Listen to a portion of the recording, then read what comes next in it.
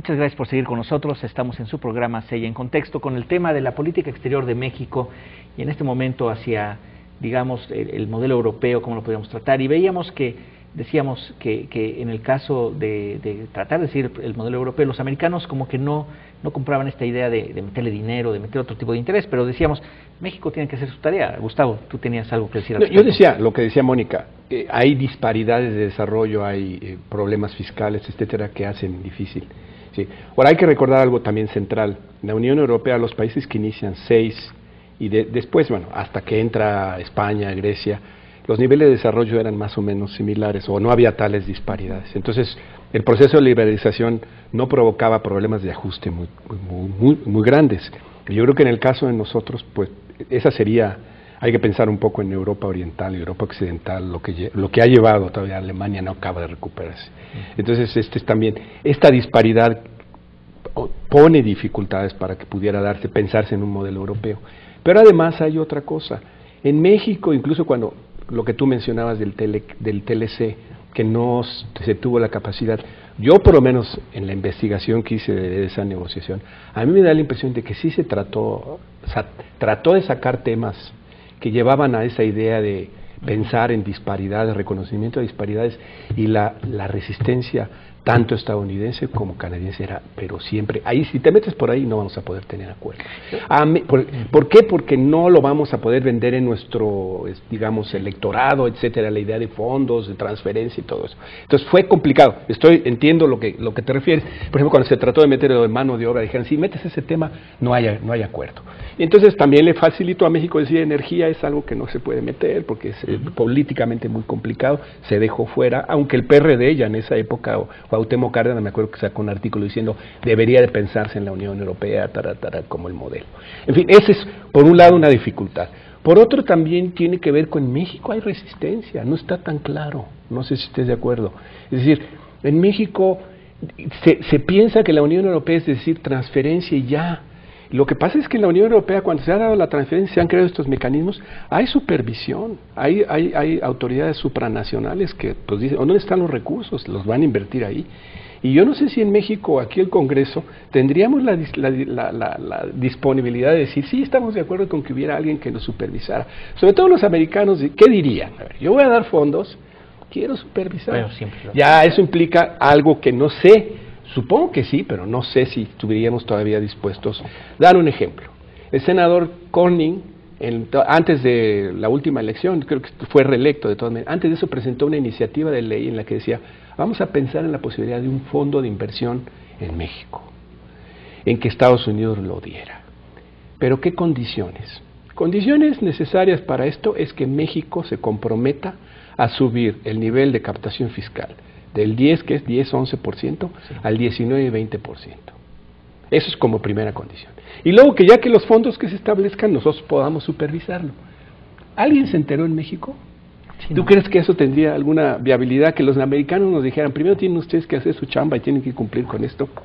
No sé. Digo, es una pregunta que... La deberemos de cumplir independientemente que ellos lo digan, pero... Sí, pues sí. Pero yo creo que efectivamente son acuerdos, son negociaciones que en el caso europeo han creado derechos y obligaciones. Les han otorgado beneficios, pero han también dado lugar a compromisos importantes.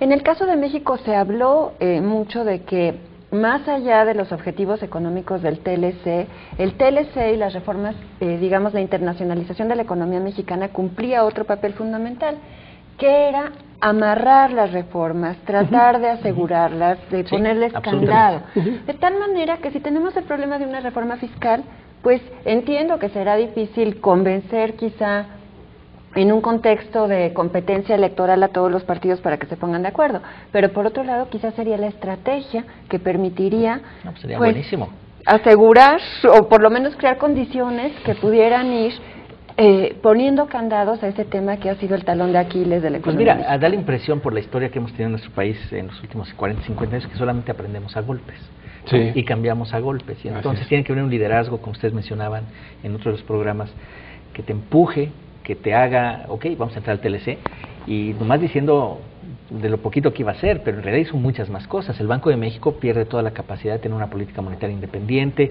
ya no puedes financiar déficits con impresión de dinero, por lo tanto ya no hay inflación. La inflación que tenemos ahorita es baja, pero no no tenemos mucha responsabilidad. La realidad es que no podemos expandir la oferta de dinero.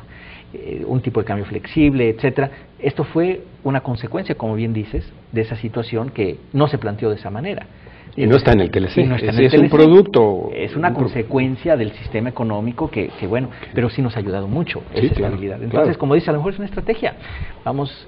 Y a lo mejor sería vendible con los americanos, fíjate, visto así, ¿no? Y que cumple entonces dos objetivos, un objetivo interno y un objetivo regional en donde se intercambian y se canjean obligaciones y derechos, beneficios y compromisos. Sí, porque mira, ahorita por ejemplo hay plena conciencia de todo mundo que los recursos económicos no alcanzan. O sea, se necesita una reforma fiscal importante. Sin embargo, no se ponen de acuerdo, no hay, en eso ya hay un acuerdo, pero en todo lo demás no hay acuerdo, ¿no?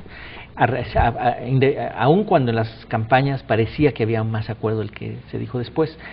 Entonces, sí, una acicate de este tipo pudiera empujar, pero bueno, vamos a ver, ojalá fuera buena la zanahoria como para poder. Bueno, hay que mencionar, por ejemplo, Natbank, con todas sus deficiencias, en una primera etapa, que fue de casi 8 años, nada más se podían invertir fondos en 100 kilómetros de la frontera. Y hace 3 años se hizo una reforma para permitir 300 kilómetros.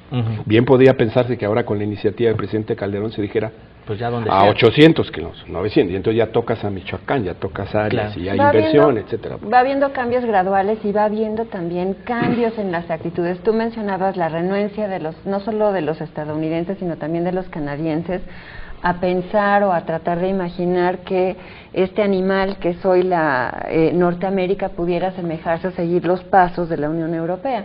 Sin embargo, en años recientes, después del 11 de septiembre, hemos visto un cambio gradual, moderado, cauteloso de los canadienses y quizá tendrán que entender en algún momento que está en su interés, como está en el interés de Estados Unidos, crear condiciones que propicien estabilidad política, social y económica en México, de tal manera que México no se convierta en un flanco que eventualmente arrastre a Estados Unidos hacia el sur y que de esta manera pudiera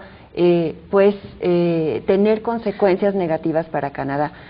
Hay que recordar de nueva cuenta, y es importante insistir, que el modelo de la Unión Europea tenía objetivos clarísimamente vinculados a la noción de seguridad, la idea de democracia, todas estas ideas que suenan muy bonitas y rosas, no eran nada más porque fueran bonitas y rosas, era porque se veían como la manera de crear condiciones que garantizaran la seguridad. Eliminación de guerra a la luz de un sistema democrático, reconocimiento a derechos, de libertades, etcétera. Perdón, sí, ¿no? en el contexto actual, lo que mencionas en otro programa, o sea, el hecho de cerrar, por ejemplo, hacer un perímetro de seguridad que llegue hasta la frontera sur, en el caso de México, incluso Centroamérica, el plan Puebla-Panamá, etcétera, pues como que da la impresión que hay ingredientes para hacer una política consensada en este sentido, no sé. Desde luego, porque Estados Unidos debiera pensar en la lección de Inglaterra y lo que la inestabilidad en Irlanda supuso para Inglaterra como un factor desestabilizador en un momento en donde Inglaterra tenía responsabilidades internacionales porque era